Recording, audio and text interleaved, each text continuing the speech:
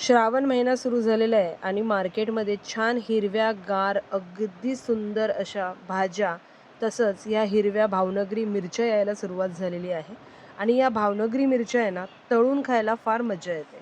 तर मग ह्या पाव किलो भावनगरी मिरच्या आणलेल्या आहेत. या स्वच्छ धुवून याचे देठ काढून याला मध्ये चिरा मारून घ्यायच्यात आपल्याला. आणि त्यानंतर यामध्ये आपण एक मसाला भरणार आहोत. तर सगळ्यात आधी या मिरच्या मी स्वच्छ धुवून घेतल्या, ह्याचे देठ काढून घेतले आणि याला मध्ये चीर मारून घेतलेली आहे. आता चीर मारल्यानंतर ह्यातल्या बिया आपल्याला काढायच्या नाही आहेत, कारण ह्या मिरच्या फार तिखट नसतात. तर ह्याला व्यवस्थित असं चीर दिलेली आहे आणि आता या चिरांमध्ये आपल्याला मीठ भरून घ्यायचं आहे.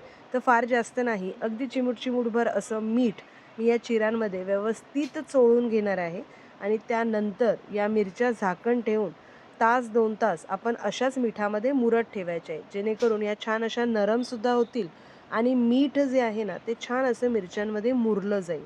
या मिरच्या वरण भातासोबत बाजूला तोंडी लावायला तुम्ही खायला घेऊ शकता किंवा अगदी भाजी चपातीसोबत सुद्धा साईडला तुम्ही दिल्या तरी ह्या खाता येतात.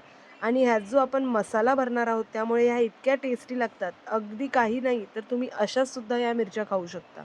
तर आता सगळ्या मिरच्यांना मी व्यवस्थित असं चिऱ्यांमध्ये मीठ लावून घेते. तर हे पहा, अगदी व्यवस्थित असं मीठ लावणार आहे, कारण आपण नंतर मसाल्यामध्ये सुद्धा थोडंसं मीठ घालणार आहोत. मात्र एवढं लक्षात ठेवायचं आहे, की आपण मिरच्यांमध्ये सुद्धा मीठ भरलेलं आहे, तर त्याच अंदाजाने आपण मसाल्यात मीठ घालणार आहोत. तर अशा पद्धतीने सगळ्या मिरच्यांना आता मीठ लावून झालं आहे. व्यवस्थित मीठ थोडंसं वरतून सुद्धा मी चोळलं आहे आणि आता झाकण ठेवते. तास 2 तास ह्याकडे अगदी नाही बघितलं तरी चालेल. छान अशा मुरू द्या त्या मिठामध्ये. त्यानंतर आपण यामध्ये एक मसाला भरून घालणार आहोत. तर साधारण 2 तास झालेले आहेत. आता मी एक मसाला तयार करते, ज्यासाठी मी इथे खवलेलं ओला नारळ घेतला आहे, ज्यामध्ये थोडंसं मीठ घेतलं, अगदी थोडीशी हळद आणि हे थोडंसं धना पावडर घेतलेली आहे मी. आता ह्यातच 3 ते 4 चमचे मी बेसन घालते. तर आपल्या सगळ्या मिरच्यांना पुरेल इतका मसाला आपल्याला करायचा आहे आणि आपण इथे हा खवलेला नारळ घेतलेला आहे. हा मिरच्यांच्या चिरांमधून बाहेर येऊ नये म्हणून बाइंडिंगसाठी आपण यामध्ये बेसन घालतो. तर बेसन साधारण 3 ते 4 चमचे मी बेसन घातलेलं आहे आणि 3 चमचे जवळ खवलेला नारळाचा कीस घेतला होता. छान किसून घेतलेला ओला नारळ आहे. यामुळे मस्त अशी चव येते या सारणाला. आणि अगदी चवीसाठी थोडीशी हळद आणि धना पावडर आपण घातली आहे. अगदी हलकंसं पाणी घालून आपल्याला ह्याला मिरच्यांमध्ये भरता येईल अशा कन्सिस्टन्सीमध्ये बनवून घ्यायचं आहे. तर हे पहा, अगदी थोडंसं मीठ घातलं आहे आणि अशा पद्धतीचं आपलं हे जे सारण आहे ते इथे तयार झालेलं आहे. आता एक मिरचीमध्ये अगदी गच्च असं आपल्याला हे सारण व्यवस्थित भरून घ्यायचं आहे. भरपूर सारण भरा, मिरची अगदी गच्च भरली पाहिजे एवढं सारण भरा. आणि सगळ्या मिरच्यांमध्ये हे सारण अगदी व्यवस्थित मी आता भरून घेते. आणि त्यानंतर आपल्याला हे फ्राय करायचं आहे. तुम्ही पाहिलंच असेल, आपण यामध्ये फार काही जास्त मसाले घातलेले नाही आहेत. फक्त हलकीशी धना पावडर, थोडीशी हळद आणि चवीपुरतं मीठ आपण यामध्ये घातलेलं आहे. खवलेला थोडासा ओला नारळ आणि बाइंडिंगसाठी बेसन. आणि या मिरच्या इतक्या चविष्ट तयार होतात.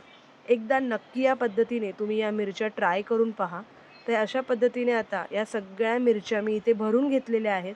आणि आता एका पॅनमध्ये मी तेल घालते. तेल थोडंसं जास्त घेऊया, कारण आपण या मिरच्या छानपैकी फ्राय करणार आहोत. तर छान असं तेल गरम झाल्यानंतर एक करत या सगळ्या मिरच्या आपल्याला या पॅनमध्ये ठेवायच्यात. मिरच्या ठेवताना चिरा दिलेली जी बाजू आहे ती सगळ्यात आधी आपल्याला तळायला ठेवायची आहे, जेणेकरून ह्यामध्ये जे आपण बेसनचं मिश्रण भरलेलं आहे ते छान असं शिजलं जाईल. आणि आपण बेसन घातल्यामुळे यातला मसाला अजिबातसुद्धा बाहेर येत नाही.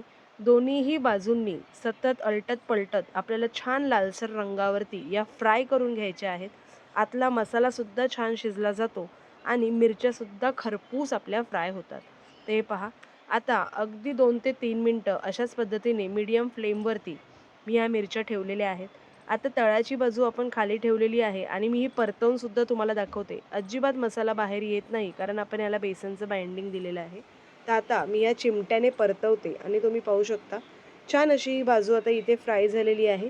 अशाच पद्धतीने दोन्हीही बाजू वारंवार अलटी-पलटी करत मी छान लालसर रंगावरती या फ्राय करून घेतलेल्या आहेत.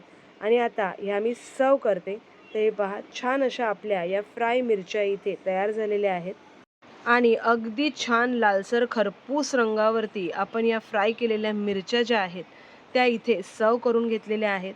तर छान असं बेसन आणि ओल्या नारळाचा चव घालून भरून गेलेल्या या भावनगरी मिरच्या चवीला सुद्धा अगदी भन्नाट लागतात. छान खोबरं घातल्यामुळे ते आतमध्ये मॉइस्ट सुद्धा आहेत आणि बेसन घातल्यामुळे छान खमंग सुद्धा झालेले आहेत. तर तुम्ही सुद्धा या भरलेल्या भावनगरी मिरच्या नक्की ट्राय करून पहा. रेसिपी आवडली असल्यास लाईक आणि शेअर करायला विसरू नका. पुन्हा लवकरच भेटूया अशाच एका रेसिपीमध्ये. तोपर्यंत एन्जॉय.